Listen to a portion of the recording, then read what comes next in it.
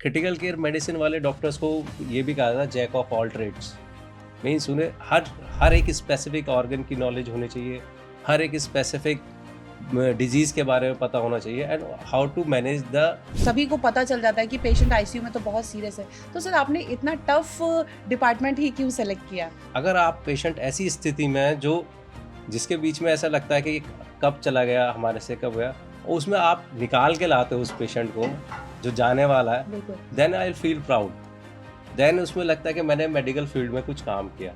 और सर जैसे आईसीयू में सबसे ज्यादा चैलेंजेस क्या आते हैं? सबसे ज़्यादा चैलेंजेस जैसे मैंने देखे हैं खुद अपनी पर्सनल लाइफ में कि हमारे पास अगर 10 पेशेंट और 4 पेशेंट सिक हो गए, तो हमें डिसाइड करना है किसे पहले बचाना है। वो सबसे बड़ा चैलेंज है हमारी लाइफ का। हॉस्पिटल्स में ऐसा भी होता है कि कभी कभार कुछ स्टेप लेने के लिए फैमिली वालों की परमिशन लेना ज़रूरी होता है। वो पेपर्स पे साइन वगैरह भी कराते हैं। तो सर उस मोमेंट पे आप कैसे पेशेंट के पेरेंट्स को या पेशेंट की फैमिली वालों को हैंडल करते हैं? कि पेशेंट को अटेंडेंट को एक काउंसलिंग रूम होता है हमारा, उसमें विद फुल टीम, मतलब एक जिस डिपार्टमेंट के अंडर है उसे उन डॉक्टर्स को इन्वॉल्व करते हैं विद क्रिटिकल केयर टीम। तो उन्हें प्रॉपर गाइडेंस, प्रॉपर एक्सप्लेनेशन दी सकती है कि आपके पेशेंट की कंडीशन इस कंडीशन में है और हमें ये सब चीज़ें करने की ज़रूरत है। क्या ऐसा कोई केस आया कि जब पेशेंट के सारे ऑर्गन फेल हो गए? तो हमारी मेन प्रायोरिटी रहती है कि ऑर्गन्स बचाना। तो हम उस ऑर्गन्स को सपोर्टिव ट्रीटमेंट देते हैं। 1% अगर मल्टी ऑर्गन फेलियर में तो हम बोलते हैं 2% चांस है। तो एज ए डॉक्टर मैं 2% चांस भी लेने को तैयार होता हूँ। फैमिली वाले जहाँ जाने में डरते हैं वहाँ पर आप लोग जाके उनको ट्रीट कर रहे हो तो ये बहुत बड़ी बात है। और उसके साथ साथ मैम मल्टीपल इन्फेक्शन, बिल्कुल। जो डेथ, जो डॉक्टर की जान भी ले सकते। नमस्कार, आप सभी का स्वागत है। मैं प्रिया उपाध्याय, आपकी होस्ट।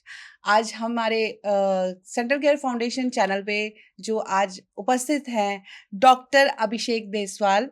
इनकी specialities anaesthesia and critical care medicine. नाम तो बहुत बड़ा है भाई, आईसीयू। कितना काम करते होंगे सर? वेलकम सर, आपका स्वागत थैंक है यू। हमारे पॉडकास्ट में। आज हमारी ऑडियंस आपके बारे में जानना चाहेगी। प्लीज़ उनको अपने बारे में बताएं। मैं doctor Abhishek Deswal critical care medicine department head करता हूँ and as a executive director Mahanandan super speciality hospital. Sir तो जैसे कि हम सुनते हैं कि पेशेंट आईसीयू में है, तो मतलब पता चल जाता है कि सीरियस कंडीशन है। सर आप कैसे मैनेज करते हैं उस सिचुएशन में सारे पेशेंट्स को? बेसिकली आईसीयू जो है बहुत ही टायरिंग जॉब है। उसमें क्या है कि हमारे पास हर तरीके का पेशेंट आता है जी। विद मल्टीपल ऑर्गन फेलियर होगा, कोई शॉक में होगा, मतलब कोई लंग्स की परेशानी से जूझ रहा होगा, कोई हार्ट की परेशानी से जूझ रहा होगा। तो we have to think in multiple direction.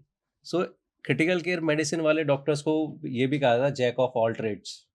Means उन्हें हर हर एक स्पेसिफिक ऑर्गन की नॉलेज होनी चाहिए, हर एक स्पेसिफिक डिजीज़ के बारे में पता होना चाहिए and how to manage the critical patient in critical circumstances. If we don't have अच्छी, मतलब हमारे पास मैन पावर नहीं होगी और अच्छे स्किल्ड स्टाफ नहीं होगा, then also we face challenges in ICUs. और सर जैसे आईसीयू मतलब सभी को पता चल जाता है कि पेशेंट आईसीयू में तो बहुत सीरियस है। तो सर आपने इतना टफ डिपार्टमेंट ही क्यों सेलेक्ट किया? बेसिकली मैम, जब मैं अपना करियर शुरू करा मेडिकल इंडस्ट्री में, तो उसमें मैंने एज ए मेडिकल ज्वाइन करा, एमबीबीएस करा। फिर एज पर एक्सपीरियंस मैंने सुपर क्रिटिकल केयर में से पहले मैंने एनेस्थीसिया करी। तो एनेस्थीसिया मेरा एक कोर मेन ब्रांच थी। उसके बाद ये सुपर स्पेशलाइजेशन क्रिटिकल केयर में। जब मैं ड्यूरिंग एनेस्थीसिया देखा और जो एनालाइज करा, तो हमारी जॉब्स जो various various department critical care में भी लगी, इमरजेंसीज़ में भी लगी। इवन जब मैं पढ़ रहा था तो उस टाइम ये आपकी आपदा आई थी उत्तराखंड में। मैं मेडिकल कॉलेज जॉलीग्रांट से पास आउट हूँ। तो मुझे फ्रंट पे लगाया गया। तो उस टाइम मैंने सोचा कि इतनी इतनी मतलब इतनी इमरजेंसीज़ है, पेशेंट मतलब जब आए मैंने देखा, तो क्रिटिकल केयर एनेस्थीसिया के साथ-साथ मैंने सोचा कि यार ये पेशेंट इतने ड्राउनिंग में आया, कोई इंजरी करके आया, तो it need lot of skills. So मुझे लगा कि यार ये चैलेंजिंग टास्क है and I have to accept it. तो बेसिकली सर्जन हो या मेडिसिन हो, उन्होंने अपना काम करा और शिफ्ट कर दिया आईसीयू में। जी। तो जो उनका बर्डन था वो क्रिटिकल केयर वालों को लेना बिल्कुल। पड़ता है। तो वो मैंने चैलेंजेस एक्सेप्ट करे कि इफ़ उसके बाद क्या होता है कि अगर आप पेशेंट ऐसी स्थिति में है जो जिसके बीच में ऐसा लगता है कि ये कब चला गया, हमारे से कब गया, और उसमें आप निकाल के लाते हो उस पेशेंट को जो जाने वाला है, बिल्कुल। Then I will feel proud. Then उसमें लगता है कि मैंने मेडिकल फील्ड में कुछ काम किया। तो इसी वजह से मैंने ये प्रोफ़ेशन चॉइस किया, और उसमें वेरियस मतलब चारों तरफ से हमें अपना ब्रेन यूज़ करना पड़ता है। इतना टायरिंग स्ट्रेस जॉब है, उसे अपने आप को ऑन द टोज़ रहना पड़ता है कि क्योंकि क्रिटिकल पेशेंट है, यू नेवर नो कि आप 1 मिनट के लिए इधर गए तो तुरंत पेशेंट बिल्कुल, आपका खराब हो गया। बिल्कुल। तो ऑन द टोज़ वाले जॉब जो होती है ना, वो बिल्कुल ऐसे है कि एज़ ए पायलट जैसे भी नज़र हटी, दुर्घटना दुर्घटना घटी। घटी। तो सर चैलेंजेस सबसे ज़्यादा क्या आते हैं आईसीयू में?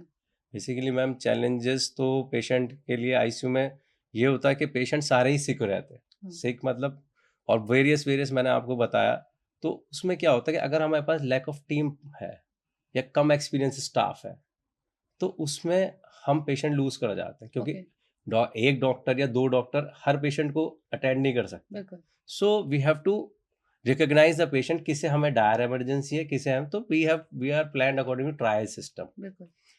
वो चैलेंज है। उसके बाद हमारे पास इक्विपमेंट्स हुए, उसके बाद स्किल्ड स्टाफ हुआ, तो उसी वजह से एज़ पर गाइडलाइंस हमने जो 1:1 का रेशियो रखते हैं स्टाफ का, जिससे देखो डॉक्टर्स एक गाइड कर सकता है, लेकिन take care of staff, staff को टेक केयर करनी पड़ती है, नर्सिंग स्टाफ को, और वो भी स्किल्ड। बिल्कुल, तो उसी हिसाब से कि और जैसे हम वेसिनिटी में चाहे अगर हम यहाँ हैं, वेलवर्स एनसीआर में हैं, तो हमारे पास सब कुछ है। बिल्कुल। लेकिन अगर यही आईसीयू पेशेंट अगर 2 टायर सिटी में हो, 1 टायर 3 टायर सिटी में हो, तो उसकी टेक केयर नहीं हो पाएगी। ओके, तो आईसीयू एक बहुत ही डिमांडिंग ब्रांच है, ओके, और बहुत ही स्किल्ड, मतलब उसके लिए हर चीज़ की स्किल चाहिए। मतलब कि आज पेशेंट आया कि एक डिज़ीज़ है हार्ट की, उसके साथ-साथ उसे इन्फेक्शन भी हो गया। बिल्कुल, तो we have to think in that way. Okay.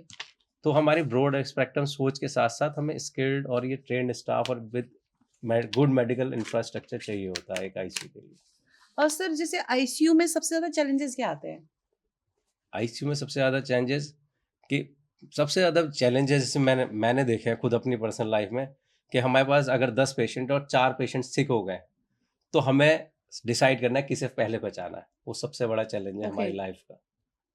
क्योंकि उसमें क्या हो गया, एक डॉक्टर एक तरफ देख सकता है, बिल्कुल, लेकिन हर जगह हर तरफ नहीं हर भाग तरफ सकता। नहीं देख सकते। तो हम उसमें भी चैलेंज करते हैं, हमें किसे प्रायोरिटी देनी है, ओके, क्योंकि हमारे लिए तो सब इक्वल पेशेंट हैं। बिल्कुल, बिल्कुल, तो फर्स्ट हो जाए हमें, इसलिए हम पहले ही जैसे शुरू में राउंड होता है, हमने लेते हैं राउंड, तो हम पहले ही कहते हैं कि हमें किस पेशेंट पे ज़्यादा फोकस करना है इस नाइट में। ओके, और ज़्यादा क्या होता है कि हम डेज़ में तो सब स्टाफ, स्किल्ड स्टाफ, ये सबसे मेजर चैलेंज आता है नाइट आवर्स में। ओके, क्योंकि अटेंड वो नर्सिंग स्टाफ भी टायर्ड होता है बिल्कुल, काम करके, डॉक्टर भी टायर्ड होता है। बिल्कुल। जब वहाँ सिक होता है तो सबसे मेन क्रंचेस वहाँ वहाँ सबसे बड़ा चैलेंज आता है पेशेंट बचाने का। तो सर जैसे कभी-कभार ऐसा होता होगा कि आपको भी रात में रुकना पड़ता होगा, कोई सीरियस कंडीशन होती होगी पेशेंट की, डेफ़िनिटली उसको वॉच करने के लिए आपको रुकना पड़ तो सर आप अपनी पर्सनल लाइफ कैसे मैनेज करते हैं? मैम वो तो देखिए, जिस प्रोफ़ेशन में मैं हूँ, तो पहले I have to main focus towards that profession. Personal life भी मैनेज होती है, टायरिंग होता है, लेकिन we have to manage the thing, क्योंकि गॉड ने हमें इतना ग्रेस दिया है बिल्कुल, कि हम किसी को लाइफ़ दे सकें, तो उससे बढ़िया हमारे लिए क्या होगा। तो देन फैमिली भी अंडरस्टैंड करती है कि हिज़ जॉब इज़ ऐसे, जैसे आर्मी में एक जवान है, अपनी फैमिली से दूर बिल्कुल, रहता है, बिल्कुल, तो वो एक्सेप्टेंस आने लगती है, बिल्कुल, टाइम टू टाइम जैसे-जैसे हम, और ऐसे ही ट्रेन्ड होते हैं हम, बिल्कुल। तो लाइफ़ में उसी हिसाब से मैनेज करते हैं। तो सर जैसे फॉर एग्जांपल कोई पेशेंट है और बहुत सीरियस कंडीशन में है, तो हॉस्पिटल्स में ऐसा भी होता है कि कभी-कभार कुछ स्टेप लेने के लिए फैमिली वालों की परमिशन लेना ज़रूरी होता है, वो हुँ। पेपर्स पे साइन वगैरह भी कराते हैं।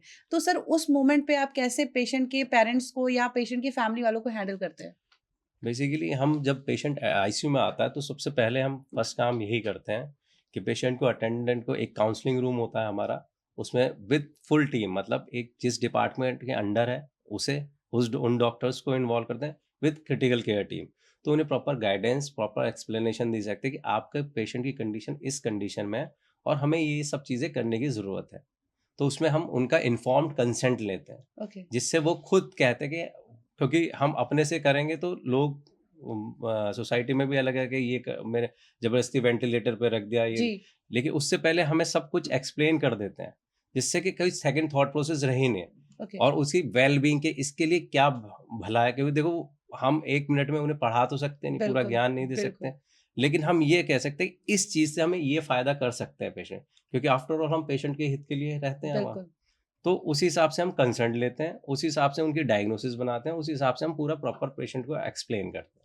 क्योंकि सर देखिए जैसे कि अभी न्यूज़ में बहुत सारी चीज़ें आती हैं कि हॉस्पिटल में आईसीयू में पेशेंट था, डेथ हो गई।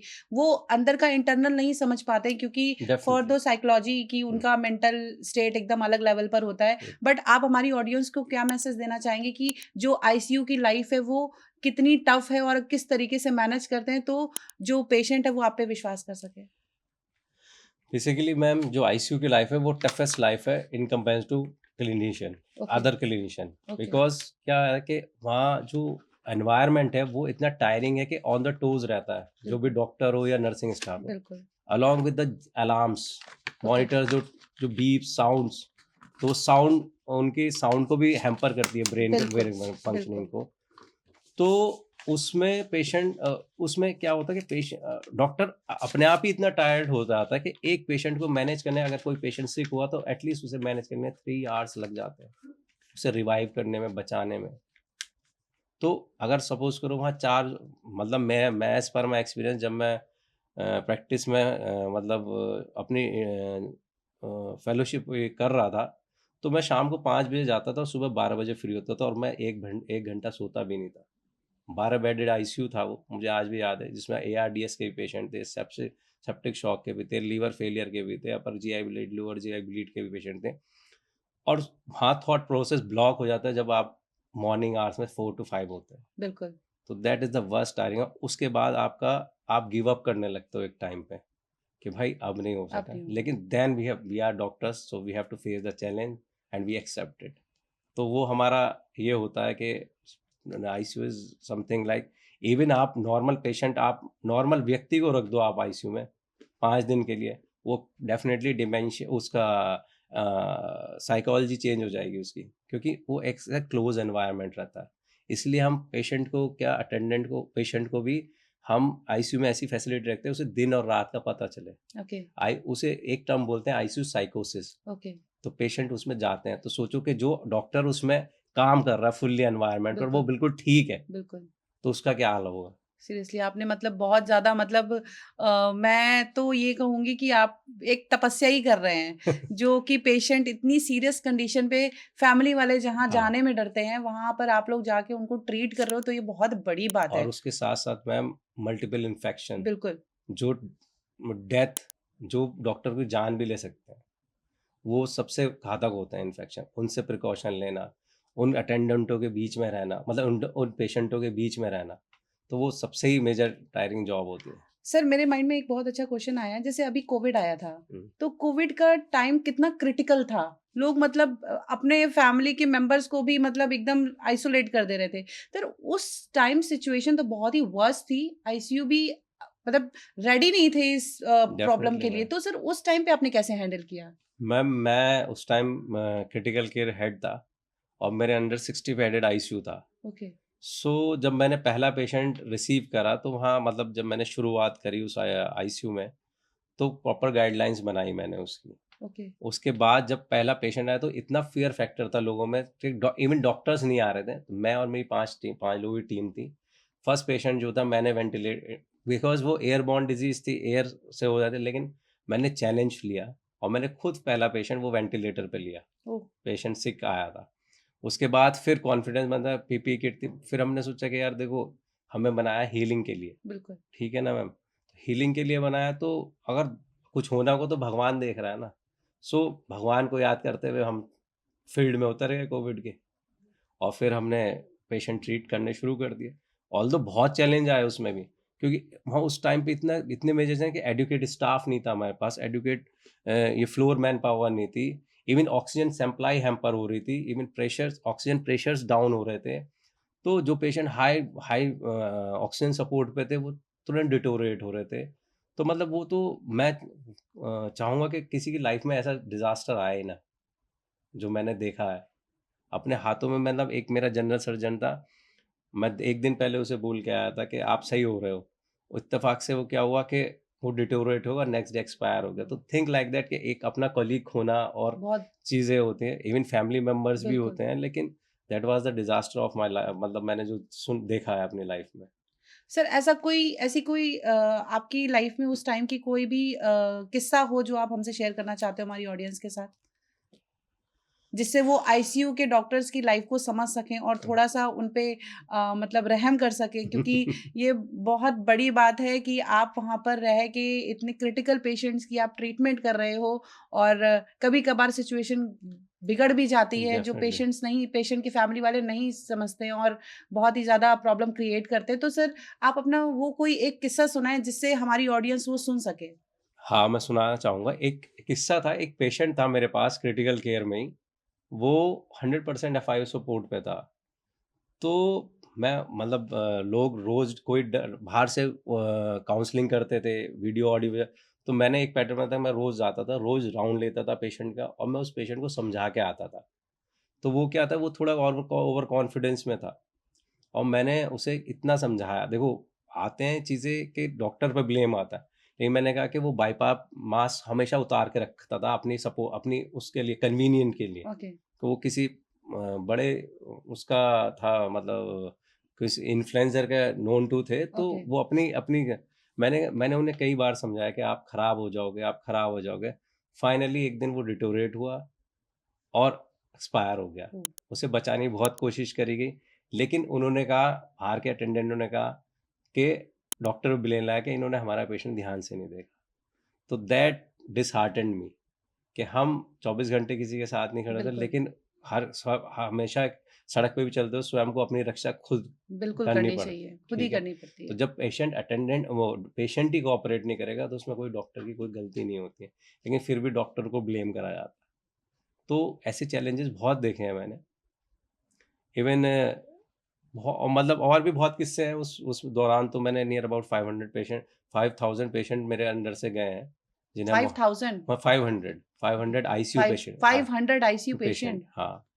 तो उसमें मेरा मोर्टेलिटी रेट भी बहुत डिक्रीज़ कर दिया था हमने, क्योंकि ओके। हम मेरे जूनियर्स भी, मैं मतलब आज भी रिस्पेक्ट करता हूँ कि वो मेरे साथ-साथ वो भी अंदर राउंड लेने जाते हैं डेली। तो that can give us good result.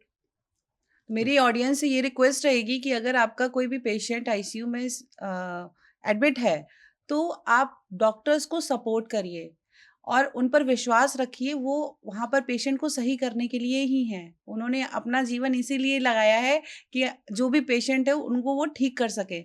तो प्लीज़ मुझे बहुत मतलब हाथ जोड़ के विनती है ऑडियंस से कि आप इस तरीके की एक्टिविटीज़ बिल्कुल ना करें और हम कभी भी डॉक्टर्स पे ब्लेम बहुत ईज़िली लगा देते हैं, लेकिन उनके लिए बहुत ज़्यादा टफ़ेस्ट पार्ट हो जाता है क्योंकि वो बहुत हार्डली काम कर रहे हैं अ, उस पेशेंट को बचाने के लिए। तो हम थोड़ा-सा भी कोई भी काम कर देते हैं और हमें एप्रिसिएशन चाहिए होता है, जबकि जो डॉक्टर्स हमारी लाइफ़ में हैं, जो अपनी पूरी लाइफ़ को दाँव पे लगा कर पढ़ाई करते हैं और फिर प्रैक्टिस करते हैं कि वो ज़्यादा से ज़्यादा पेशेंट को ठीक कर सकें। तो मेरी रिक्वेस्ट ऑडियंस से यही रहेगी कि प्लीज़ आप अपने जो भी नियरेस्ट डॉक्टर हैं या किसी से भी ट्रीटमेंट आप करा रहे हैं, तो पूरा विश्वास करें, तो ही आप जल्दी ठीक हो पाएँगे। सर जैसे एआई बहुत हर टेक्नोलॉजी में इन्वॉल्व हो रहा है, मेडिसिन में भी आ ही गया है। तो सर ये आईसीयू में कितना इफ़ेक्टिव है? बेसिकली एआई जनरेटेड चीज़ है, ये एडवांस टेक्नोलॉजी तो है, लेकिन इन माय ओपिनियन जब तक एक डॉक्टर हीलिंग टच से आता है, जब तक आप पेशेंट को टच नहीं करोगे, जी, तब तक उनके पास नहीं जाओगे, जी। तो मुझे नहीं लगता उसका इफ़ेक्ट ज़्यादा आता है, क्योंकि I don't believe in AI, आपको मैं ओके, बताऊँ टू बी वेरी फ्रैंक। क्योंकि एआई जनरेटेड चीज़ है कि इवन मेरे पास पेशेंट अटेंडेंट आते गूगल से पढ़ के आ गए, उन्हें हाफ नॉलेज है और हाफ नॉलेज सबसे खतरनाक होती है। बिल्कुल, ठीक है? और हम जो है, हम पर्सनली उस पेशेंट को उसकी पूरी ड्यूरेशन देख रहे हैं कि कैसी कंडीशन में आया था, पॉइंट टू एआई को आपको, एक आप एआई की डिज़ीज़ डालोगे, वो आपको पूरी वेरिफ़िकेशन, लेकिन उसे ये नहीं पता कि उस डिज़ीज़ के साथ उसके साथ 4 चीज़ें और भी थी। बिल्कुल। तो एआई ठीक है कि एडवांस स्टेज में ठीक है, लेकिन in my opinion patient to patient वो वेरी करता है, और जब तक मैं उसे टच करके नहीं देखता हूँ पेशेंट को, तब तक मैं खुद मॉनिटर्स पे बिलीव नहीं करता हूँ, आपको बताऊँ, जो ओके, ऑलरेडी हमारे पास इक्विपमेंट्स हैं। ओके, क्योंकि उससे आपके अब आप किसी की टच करके देखो तो उसे पता चले उसका स्किन कोल्ड है या वार्म है, बिल्कुल, उससे अंदाज़ा लगता बिल्कुल, है ना? कोल्ड है तो शॉक में आप मॉनिटर पे रहे और पेशेंट नॉर्मल है, बिल्कुल, मॉनिटर के तार इधर-उधर हुआ, बिल्कुल, तो आप कैसे बिलीव कर सकते हो कि पेशेंट की कंडीशन मॉनिटर बता सकता है? बिल्कुल, तो डॉक्टर का एक नाम दिया गया हीलिंग टच। बिल्कुल। तो टच जब तक आप पेशेंट को नहीं करोगे तब तक आप आउटकम ला ही नहीं सकते हो अच्छा। और सर आपके साथ तो मतलब आईसीयू में पेशेंट रहता है, क्रिटिकल रहता है और सब लोग आजकल चैट जीपीटी, जेमिनी में डिज़ीज़ डालते हैं और ट्रीटमेंट पूरा देख लेते हैं।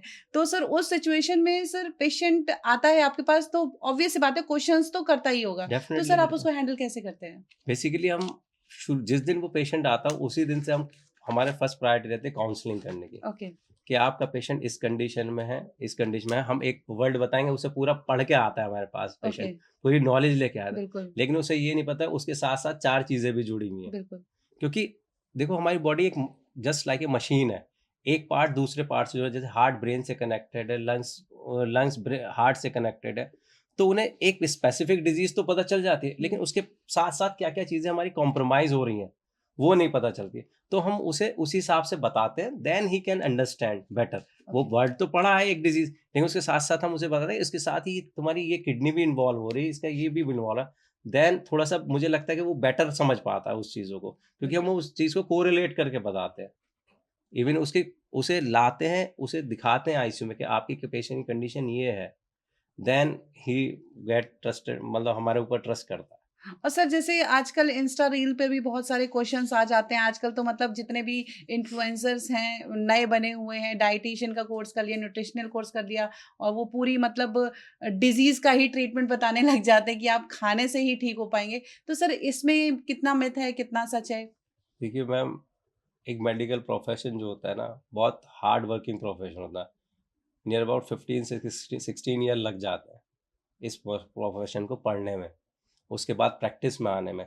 तो वो पूरी लाइफ़, अपनी 50% लाइफ़ मेडिकल फ़ील्ड को दे चुका होता है। जी तो मैम मैं तो ये कहूँगा कि डॉक्टर और एक जो इन्फ्लुएंसर है उनमें बहुत फ़र्क होता है। उनसे कंपेयर ना ही करें, आपको मैं बताऊँ।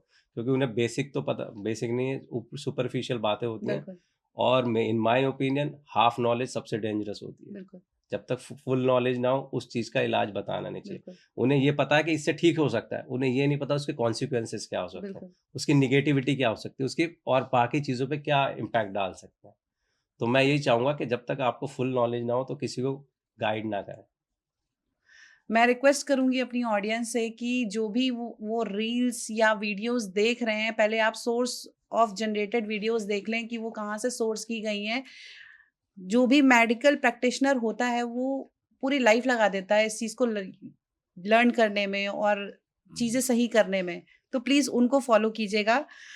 सर एक क्वेश्चन और मेरे माइंड में आ रहा है, जैसे पेशेंट्स तो बहुत सारे होते हैं, अलग-अलग बीमारियाँ होती हैं, क्रिटिकल केयर आपका डिपार्टमेंट है। क्या ऐसा कोई केस आया कि जब पेशेंट के सारे ऑर्गन फेल हो गए हों? उस बहुत सिचुएशन को आपने कैसे तय किया कि इसको इसको प्रायोरिटी देनी है या किसी अनदर को मैं देनी है? ऐसे बहुत पेशेंट आए मेरी लाइफ में, मल्टी ऑर्गन फेलियर हम उसे बोलते हैं। तो हमारी मेन प्रायोरिटी रहती है कि ऑर्गन्स बचाना। तो हम उस ऑर्गन्स को सपोर्टिव ट्रीटमेंट देते हैं और उस उसका ये हम उसे पुअर प्रोग्नोसिस ऑलरेडी एक्सप्लेन कर चुके होते हैं। लेकिन सिर्फ़ हम 1% अगर मल्टी ऑर्गन फेलियर में तो हम बोलते हैं 2% चांसेज़ है। तो एज़ अ डॉक्टर मैं 2% चांस भी लेने को तैयार होता हूँ। ओके, तो मैं उसे ऑलरेडी समझा देते हैं, हम अटेंडेंट को काउंसल करते हैं कि भाई आपका पेशेंट मल्टी ऑर्गन फेलियर में है। इस हार्ट के लिए हमने ये आइनोट्रोप्स वेसोप्रोसेस चला रखे हैं, साँस के लिए हमने वेंटिलेटर पे चला रखा है, ब्रेन के लिए उसका जीसीएस या उसे पीड़ा ना हो पेन के लिए उसके लिए सिडेटिव्स चला रखे हैं। तो हम हर एक चीज़ जो मैं यूरिन पास करना है उसके लिए ट्यूबिंग डाल रखी है। तो हम हर ऑर्गन को सपोर्ट करने की और प्रिज़र्व करने की कोशिश करते हैं।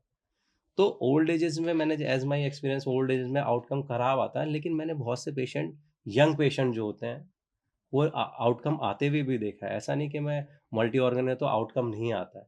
अगर हम particularly with proper guidelines, with proper antibiotics, proper व स सपोर्ट्स के साथ जाते हैं, तो पेशेंट के आउटकम भी आते हैं। ओके। पर उसमें चांसेस 1 से 2% रहते हैं। पर 1 से 2% चांस ले से किसी की जान बच जाए तो मैं नहीं समझता ये कुछ खराब बात है।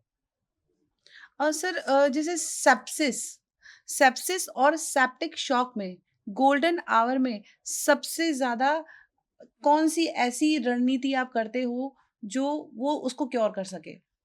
मैम सेप्सिस और सेप्टिक शॉक एक दोनों अलग-अलग टर्म है। ओके, सेप्सिस एक इन्फेक्शन हो गया, ओके, सेप्टिक शॉक हो गया जिसमें ऑर्गन्स इन्वॉल्व हो गए। ओके, तो गोल्डन आवर्स क्या है कि उसके फर्स्ट आवर गोल्डन आवर है, उसमें जैसे पेशेंट आया, उसके प्रॉपर कल्चर और एंटीबायोटिक्स प्रॉपर इनिशिएट करना as per guidelines, septic shock surviving sepsis guidelines हैं, वो उसके अकॉर्डिंग हम ट्रीट करते हैं पेशेंट। ओके, तो अगर ऑर्गन है, ऑर्गन इन्वॉल्व है, अगर फ्लूइड रिसक्सिटेट करना है, फ्लूइड देना है हमें, तो कौन सा फ्लूइड देना है, कितनी ड्रॉप्स पे देना है, कितना क्या करना है, तो वो सारा गाइडलाइंस के अकॉर्डिंग हम प्लान आउट करते हैं ओके, और डिफरेंशिएट करते हैं कि एज अर्ली एज कि कौन सा बैक्टीरिया इन पे की वजह से सेप्सिस है, ठीक है, कौन सा इन्फेक्शन इन्हें खराब कर रहा है, तो उसे उसके लिए हम उसी अकॉर्डिंग एंटीबायोटिक्स प्लान कर लेते हैं। ओके, तो उसे सर्वाइविंग सेप्सिस की एक प्रॉपर गाइडलाइंस है, तो उसके अकॉर्डिंग हम प्लान आउट करते हैं। ओके। और सर जैसे एआरडीएस है उसमें लंग्स को कैसे प्रोटेक्टिव आप करते हो? मैम एआरडीएस होता है acute respiratory distress syndrome. Sir, तो उसमें अगर पेशेंट का हम देखते हैं कि एबीजी करते हैं, आर्teriयल ब्लड गैसेस करते हैं कि वो कितना उसका ऑक्सीजन लेवल है, कितना उससे एनालाइज करते हैं, बाकी ऑक्सीजन सपोर्ट कितनी है, ऑक्सीजन रिक्वायरमेंट कितनी है। पर एआरडीएस जब होता है तो पेशेंट डेफिनेटली रेस्पिरेटरी फेलियर में जाता है, ओके, ठीक है, उसकी वजह से हमें वेंटिलेटरी सपोर्ट देनी पड़ती है। तो हम उस एआरडीएस पेशेंट वाले को वेंटिलेटरी सपोर्ट देते हैं, फिर उसमें हम लंग प्रोटेक्टिव स्ट्रेटजीज प्लान करते हैं। ओके, उसमें क्या होता है कि जब पेशेंट का एआरडीएस मीन्स के मतलब पेशेंट का जो एक्सपेंशन और वो हैम्पर हो रहा है, तो उसमें हम वॉल्यूम प्लान करते हैं अकॉर्डिंग टू वेट, कितना टाइडियल होना है, कितना रेस्पिरेटरी रेट देना है, कितना पीक पीप प्रेशर देना है, जिससे लंग इंजरी ना हो। ओके, तो वो प्रोटेक्टिव लंग स्ट्रेटजीज के अकॉर्डिंग काम करते हैं उसमें। ठीक है, तो उसके उसी हिसाब से हम उसे वीन आउट भी करते हैं। बाय वो आर्ली हम क्या आर्ली या इवनिंग, मॉर्निंग हम उनके एबीजी ब्लड गैस एनालिसिस करते हैं। उसे पेशेंट को सेडेट रखते हैं ओके, क्योंकि क्या है कि लंग एक ह्यूमन बीइंग है, वो मशीन के साथ फाइट ना करे। बिल्कुल, जैसे मशीन सपोर्ट दे रही है उसके अकॉर्डिंग प्लान आउट कर मतलब उसके अकॉर्डिंग ब्रीथ दे। ओके, क्योंकि मशीन एक सपोर्ट है जो लंग को रेस्ट देती है, ओके, जिससे एआरडीएस में आउटकम में और हीलिंग में काम करती है। ओके, तो हम उसी हिसाब से और उसे बचाना भी है लंग को, बिल्कुल, क्योंकि मशीन भी एक प्रेशर देती है तो उसके बिल्कुल, अकॉर्डिंग हम सिंक्रोनाइज़ करते हैं। ओके। तो उसी के अकॉर्डिंग हम आउटकम लाते हैं ऐसे पेशेंट क्योंकि का। एआरडीएस के पेशेंट तो बहुत ही क्रिटिकल हाँ, उसमें वो रहते हैं और और उसमें उसके हिसाब से हम और भी स्ट्रैटेजीज़ करते हैं, प्रूनिंग करते हैं। प्रूनिंग में मतलब लंग एक्सपें क्योंकि वॉल्यूम और परफ्यूजन ये सब बैलेंस हो जाता है, आउटकम अच्छा आता है। तो हमें मतलब ARDS is something next level चीज़ें होती हैं, जी, जिसे हम बहुत मुश्किल से आता है पेशेंट। बिल्कुल, मेरी लाइफ में एक पेशेंट मैं आपको एक छोटा-सा किस्सा बिल्कुल, बताता हूँ। बिल्कुल, एक यंग लेडी थी, प्रेग्नेंट लेडी थी। शी इज़ 8 मंथ प्रेगनेंसी में थी ओके, और she was suffer from ARDS. तो हमने उसे वेंटिलेटरी सपोर्ट पे रखा ओके, और वो हमारे पास 2 महीने वेंटिलेटरी सपोर्ट पे रही, 2 मंथ्स 2 मंथ्स, जिसमें उसकी डिलीवरी भी हमने आईसीयू में ही कराई, सिज़ेरियन। ओह! और उसके साथ हमने उसे प्रोनिंग करी, हमने उसका आउटवर लेकिन वो ऑल्दो उसके लंग खराब हो चुके तो हमने उसे ऑक्सीजन सपोर्ट पे ट्रेकेओस्टमी एक प्लान हाँ, करते हैं, वो करके भेजा। तो वो हमारे सामने ही बच्चों को फीड कराती थी, तो ऐसे भी केसेज़ हमने हैंडल करे हैं। फिर वो गई, उसका लंग ट्रांसप्लांट का शायद वो फाइनेंशियली थी तो वो कमज़ोर थी तो हमने शिफ्ट करा दी थी। लेकिन ऐसे पेशेंट भी हमने मैनेज करे ये तो बहुत ज़्यादा मतलब हैं। क्रिटिकल मतलब मैं मेरे पास शब्द नहीं है इस चीज़ को कहने के लिए कि मदर प्रेग्नेंट है, डिलीवरी भी आपने उसको उस सिचुएशन में कराई है सिज़ेरियन फिर बच्चा भी तो सर इस केस में बेबी एकदम सेफ था? हाँ, ये बेबी बहुत सेफ बड़ा था। चैलेंज है। हाँ, तो हमारे पास वैरायटी अब वही है ना कि एक कोई मतलब वही कह के एक अज्ञान लोग जैसे हमारे को अटेंडेंट आए कि जी लंग्स के साथ आया था पेशेंट हमारा। बिल्कुल, लेकिन उसे ये नहीं पता कि वो प्रेग्नेंट भी थी, प्रेग्नेंट भी उसके थी। साथ और भी प्रॉब्लम थी, बिल्कुल, वो कैसे मैनेज हुई। बिल्कुल। तो ये चीज़ें उसमें गड़बड़ हो जाती है, तो वो ब्लेम डॉक्टर पे आ जाता है। बहुत मतलब बहुत-बहुत मैं सुन के मैं मेरे यहाँ एकदम ठंडे हो गए मेरे हाँ, हाथ ये सुन के कि मतलब एक इमेजिनेशन, एक प्रेग्नेंट लेडी वैसे ही एक हाँ, अलग सी सिचुएशन रहती है, क्योंकि उसमें भी उसमें उसको ऑलरेडी एआरडीएस हो गया है। वो प्रेग्नेंट रहती है, उसके वैसे ही लंग्स हाँ, ऊपर ब्रीथिंग प्रॉब्लम बिल्कुल होती है, प्रॉब्लम डिस्ट्रेस रहती है, रहता है, बिल्कुल, उसके बाद वो इन्फेक्शन हो जाए, उसके बिल्कुल, बाद वो सब चीज़ें और उसमें हम पेशेंट प्रोनिंग करते हैं एआरडीएस में, वो भी नहीं कर सकते हैं, तो उसके अकॉर्डिंग हमने लंग स्ट्रैटेजीज़ बहुत चीज़ प्लानिंग मतलब प्लानिंग ये होती बहुत ही ओवर क्रिटिकल हो गया ये तो सर। है। तो सर ऐसे केसेस में सर फैमिली वाले जब सपोर्ट करते हैं तब तो हाँ, बहुत सही रहता है, हाँ, बट अगर तभी उनको उसकी एजुकेट फैमिली करना है। बहुत सपोर्टिव थी, उसका ओके, हस्बैंड बहुत सपोर्टिव था, जैसे हम कहते थे वो वैसे करता था, फॉर गॉड ग्रेस उसकी वजह से उसका रिज़ल्ट आया, वरना 2 महीने कोई भी फैमिली नहीं रखती है, क्योंकि मनी भी फाइनेंशियल क्योंकि बिल्कुल, हमारे सामने चैलेंजेस आप जो चैलेंजेस पूछे ये भी आते हैं कि फाइनेंशियल फाइनेंशियल बहुत बड़ा चैलेंज होता है आईसीयू में। ओके, क्योंकि हायर एंटीबायोटिक्स इतनी महँगी हैं, वेंटिलेटरी स्ट्रैटेजीज़ इतनी महँगी हैं, इवन मतलब इतनी उसके साथ-साथ और सपोर्टिव ट्रीटमेंट बहुत महँगा होता है। बिल्कुल, तो कम से कम तो फिर हमें भी बताना पड़ता है टाइम टू टाइम कि आपका पेशेंट का इतना एक्सपेंसेस है, ये सब हम क्लियर करके बिल्कुल, चलते हैं। बिल्कुल, तो कहीं न कहीं फैमिली भी परेशान रहती है, तो बिल्कुल, हमें उसे एज़ ए फैमिली सपोर्ट करके बात करते हैं। तो हम जैसे हम पे गुस्सा भी करते हैं, तो हम उस चीज़ को नज़रअंदाज भी करते हैं अटेंडेंट की, कि हमें पता है कि अगर मतलब जैसे मेरा थॉट प्रोसेस है मैं कोई पेशेंट है तो मैं एज़ ए फैमिली ट्रीट करता हूँ। अगर मैं ये सपोज़ करता हूँ कहीं मेरा ही पेशेंट हो, तो how to handle the situation बिल्कुल। तो उसे एज़ ए फैमिली बन के ही हमें बताना पड़ता है। तो बहुत चैलेंज आते हैं आईसीयू में सोचो कि एक ट्रीटमेंट भी करना, एक फैमिली बननी किसी के साथ, एक सी चीज़ें होती हैं, तो वो बहुत वाइड एरिया है क्रिटिकल केयर। सर मैं तो सिंपल सी बहुत छोटी-सी बात करूँगी, फ़ीवर हो जाता है, डॉक्टर के पास जाने में और बीमार पड़ जाती हूँ। हाँ। मतलब हॉस्पिटल के नाम से ही मतलब और पेशेंट खराब हो जाता है। तो यहाँ पे आप 24 घंटे आप मतलब देख रहे हो, ऑपरेट कर रहे हो, चीज़ें मतलब कि ऊपर से ये स्ट्रेस अलग रहता है कि फैमिली को न्यूज़ देनी है हाँ, हाँ, और फिर उनको काउंसल भी करना है, तो बहुत सारे चैलेंजेज़ हैं ये आपके डेफ़िनिटली। साथ। मैं रिक्वेस्ट करूँगी ऑडियंस से कि प्लीज़ हॉस्पिटल में अगर कोई भी पेशेंट एडमिट है तो प्लीज़ उनका सपोर्ट करें। कोई भी नहीं चाहता कि किसी के पेशेंट को मतलब ट्रीट ना करा जाए। हॉस्पिटल इवन बने ही हुए इवन इसलिए। इन माय ओपिनियन कोई डॉक्टर अपना पेशेंट खराब नहीं करना चाहता। बिल्कुल, वो पूरी जान लगा देता है अपने उस पेशेंट को बचाने आखिरी दम तक। बिल्कुल। वो वो बात अलग है अटेंडेंट जाने ना जाने इस चीज़ को मैं पूरे प्लेटफ़ॉर्म पे बोल रहा हूँ। लेकिन के मैंने कोई ऐसा डॉक्टर नहीं अपनी लाइफ़ में करियर के किसी पेशेंट को कहा कि इसका खराब कर दो। हर कोई अपना 100% देता है, हर कोई चाहता है कि मेरा पेशेंट सही बिल्कुल, हो। क्योंकि जो सैटिस किसी को लाइफ़ को देने के बाद जो सैटिस्फैक्शन में ऑल्दो तो बहुत टायरिंग है इसमें मैं भी कभी डिप्रेस होता हूँ कि यार क्या ले लिया, क्या कौन-सी ब्रांच में आ गए। लेकिन जब हम हील करके जब वो पेशेंट निकल के आता है, जब वो एक एक नियर अबाउट टू डेथ वाला पेशेंट जब हमसे आके बात करता है, देन वी फील प्राउड कि हाँ यार, हमने कुछ करा लाइफ़ में। तो सर फैमिली वाले जब आपको थैंक यू बोलते हैं तो कैसा लगता है? तो आई फील प्राउड। देखिए आपके एक थैंक यू बोलने से डॉक्टर प्राउड फील हाँ, करते वो हैं। सारे गिले के शिकवे जो उन्होंने हार्श बातें ही बोल ली है, वो हम उसे नेगेट करते ही मैंने चलो, किसी का बिल्कुल, कुछ हुआ अच्छा लाइफ में। ठीक है। सर अच्छा एक चीज़ और पूछूँगी मैं, जैसे मल्टी ड्रग रेजिस्टेंस हो जाता है हुँ। और इन्फेक्शन के दौरान फिर उसको कैसे हैंडल करते हो आप लोग? मल्टी ड्रग रेजिस्टेंस इन्फेक्शन जो होता है कि क्या होता है कि हमारे हिंदुस्तान में पहले खुद ट्रीट करते हैं। खुद ट्रीट मतलब घर के खुद डॉक्टर बिल्कुल, कि जी ये एंटीबायोटिक दे दो, कुछ जुकाम हो गया या हाँ, वो दे दो, कोई इन्फेक्शन है पता नहीं कुछ भी उठा के दे दो।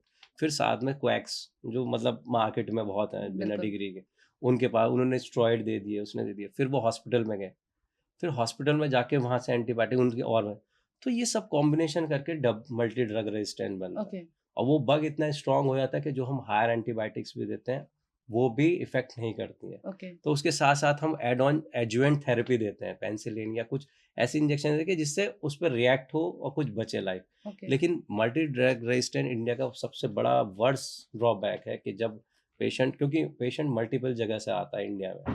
और उसके बाद जब हमारे पास आता है तो हमारे पास सबसे बड़ा चैलेंज ये भी आता है, मल्टी ड्रग रेजिस्टेंट का। तो उसमें हम बहुत से पेशेंट लूज़ भी करते हैं। क्योंकि क्या करें उसमें एंटीबायोटिक्स जो हमारे पास है जो हैं वो ऑलरेडी चल चुकी होती हैं जिस टाइम पे देनी थी उस टाइम पे नहीं दी और जिस टाइम पे नहीं देनी थी उस टाइम पे वो एंटीबायोटिक्स दिए गए तो उस टाइम बैक्टीरिया इतने स्ट्रांग हो जाता है कि वो रेजिस्टेंट हो जाता है मतलब कोई फर्क ही नहीं पड़ता उसमें तो अल्टीमेटली वो बॉडी को खराब करेगा ही। और सर जैसे आजकल ऑनलाइन मेडिसिन्स बहुत मिल रही हैं, जी। तो इसमें एंटीबायोटिक बहुत ईज़िली लोग बाय कर लेते हैं। तो सर उस केस में आप क्या कहना चाहेंगे? लोगों को क्या मतलब मैसेज देना चाहेंगे? मैं ये कहना चाहूँगा कि जो भी एंटीबायोटिक लें, डॉक्टर की प्रिस्क्रिप्शन से लें। क्योंकि एंटीबायोटिक मिल जाती है, लेकिन आपको ये नहीं पता कि उस पे कितना बड़ा इम्पैक्ट पड़ता है बॉडी पे, चाहे एक नॉर्मल सी एज़िथ्रोमाइसिन ही क्यों ना हो। क्योंकि हर डिज़ीज़ की, हर एंटीबायोटिक, हर बैक्टीरिया की अलग-अलग होती हैं। इसलिए मैं चाहूँगा कि वो हमेशा अगर एंटीबायोटिक उन्हें शुरू करनी है, तो डॉक्टर की सलाह लेके करें। मैं तो यही बोलूँगा। मेरी रिक्वेस्ट रहेगी ऑडियंस से कि अगर आपको आपकी तबीयत ज़्यादा ख़राब हो रही है और आपको लग रहा है कि आपको एंटीबायोटिक की ज़रूरत है, तो प्लीज़ अपने नियरेस्ट फिजिशियन या स्पेशलिस्ट से जाकर ही अपना ट्रीटमेंट कराएँ, सेल्फ डॉक्टर ना बनें। हाँ, बिल्कुल सही बात है। सेल्फ डॉक्टर ना बने। हाँ, हाँ, फिर उससे बहुत प्रॉब्लम हो जाती है ना। सर जैसे कभी-कभार पेशेंट ऐसे भी होंगे जिनका ब्रेन डेथ हो जाती होगी या ऑर्गन डोनेशन की बात जब आती है, तो उस टाइम पे आईसीयू डिपार्टमेंट क्या करता है? देखिए मैम, ब्रेन डेथ एक्सप्लेन करना ही आप अपने आप में एक बड़ा चैलेंज होता है, क्योंकि ब्रेन डेथ जो होती है मोस्टली ट्रॉमा पेशेंट या इन पेशेंटों में होती है, और ये मोस्टली यंग पेशेंट्स में होती है। मतलब मोस्टली ब्रेन डेथ वैसे तो किसी भी पेशेंट में होती है, लेकिन जब यंग पेशेंट में ब्रेन डेथ और ऑर्गन डोनेशन की बात है, तो हमें फैमिली को विथ फुल टीम होती है, जिसमें न्यूरो सर्जन भी रहता है, इसमें एनेस्थेटिस्ट भी रहता है, क्रिटिकल टीम भी रहती है, फिजिशियन भी रहता है।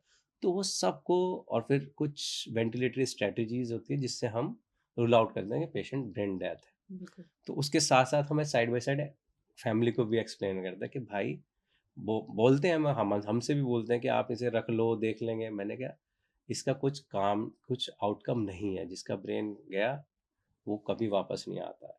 ठीक है, तो मैम, तो ब्रेन डेथ को हम सारी टीम मिलके एक्सप्लेन करती है। फिर ऑर्गन डोनेशन के लिए नेक्स्ट स्टेप आता है, क्योंकि हम कहते हैं कि यंग पेशेंट है, हीमोडायनेमिकली स्टेबल है, तो प्रॉपर काउंसलिंग करती है, प्रॉपर बोर्ड बनता है, प्रॉपर उसे पेशेंट के अटेंडेंट को समझाया था, if they will, they consent, then we proceed for organ donation. Okay, उसके लिए भी, ऑर्गन डोनेशन के लिए अलग से टीम आती है। ओके, तो वो पूरा अलग ही, मतलब एनवायरनमेंट है और अलग ही टॉपिक है, जिसे ओके।